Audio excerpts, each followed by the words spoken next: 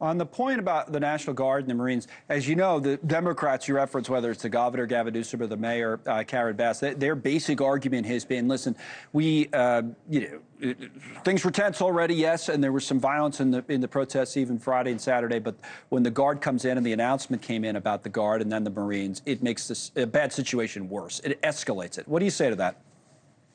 They made the bad situation to start with. So this is all the fruit of the poison tree that is sanctuary city policies and sanctuary state policies.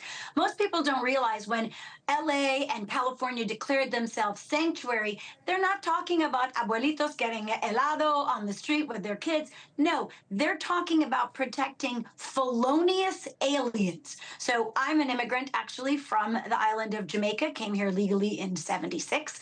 But the truth is that everyone who enters illegally or overstays their visa is already committing a crime.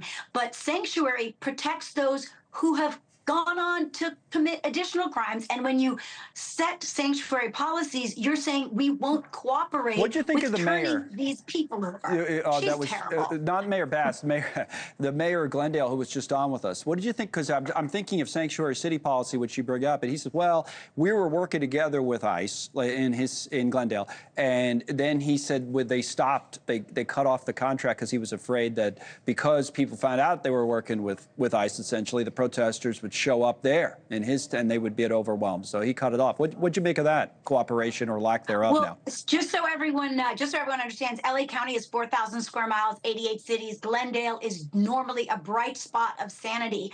But the fact that far left thugs can bully and intimidate people, and that's what happens everywhere. So they're saying, don't make me hit you. Basically, it's like an abuser saying, don't make me hit you again. So I'm certainly sympathetic to their plight, and lawyers always getting involved and saying, oh my gosh, we don't want to be next. But the fact is, if you don't stand up to bullies, they'll just keep going. We saw that during the Summer of Love riots in 2020, and the left has one playbook and they're going back to it.